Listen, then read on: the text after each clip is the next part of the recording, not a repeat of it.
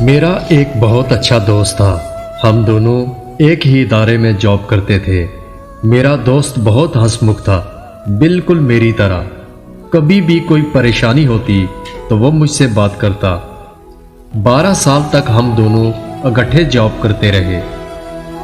پھر میں نے کسی وجہ سے جاب چھوڑ دی، مگر اپنے دوست سے رابطہ رہتا۔ ہر روز ہم فون پر بات کرتے۔ ایک دن اس نے مجھے بتایا کہ کافی دنوں سے مجھے بہت تیز بخار ہے۔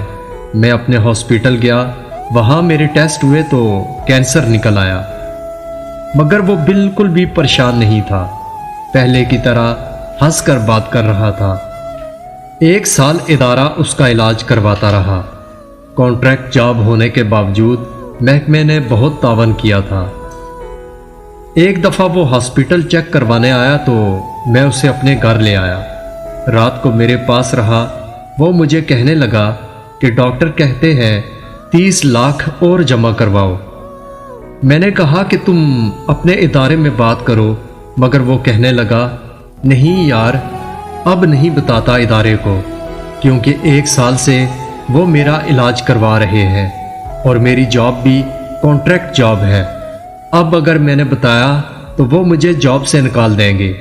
میرے ادارے کی مہربانی ہے کہ وہ میری سیلری بھیج دیتے ہیں، جس سے میری بیوی بچوں کا نظام چل رہا ہے۔ اگر میں نے اور فنڈ کی بات کی تو مجھے جاب سے نکال دیں گے، پھر یہ سیلری بھی نہیں ملے گی، اور میں نہیں چاہتا کہ میرے بیوی بچے میری وجہ سے پریشانی دیکھیں۔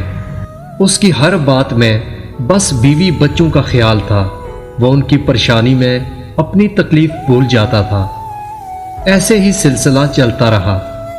کچھ عرصے بعد مجھے خود بخار ہو گیا اور 1 ہفتے سے میری کوئی بات نہیں ہوئی۔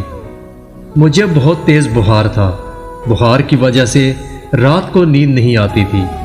میں مسلسل 3 دن سے رات کو خواب دیکھتا کہ میرا دوست فوت ہو گیا ہے۔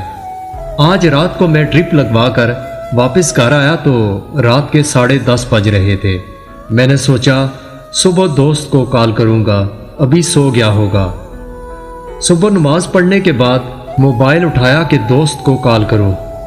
کال سے پہلے واٹس ایپ پر سٹیٹس دیکھا۔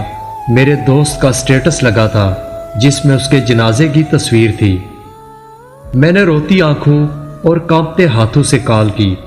آگے سے اس کے بھائی نے کال اٹھائی اور کہنے لگے کہ 3 دن پہلے آپ کے دوست فوت ہو گئے تھے۔ میں سکتے کے عالم میں تھا اور یہی سوچ رہا تھا کہ ایک باپ کیسے اتنی تکلیف برداشت کر سکتا ہے۔